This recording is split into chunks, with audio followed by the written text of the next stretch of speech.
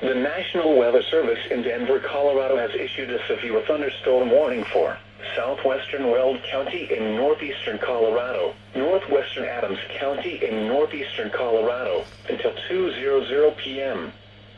At 1:21 p.m. Mountain Daylight Time, a severe thunderstorm was located near Frederick, or 24 miles southwest of Greeley, moving southeast at 20 miles an hour. Hazard, 60 miles an hour wind gusts and quarter-size hail. Source, radar indicated.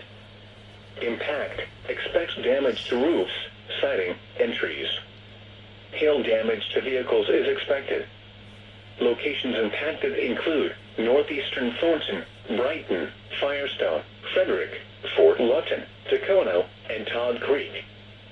For your protection, move to an interior room on the lowest floor of a building.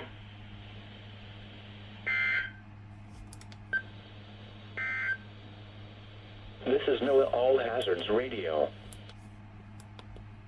I thought it was quite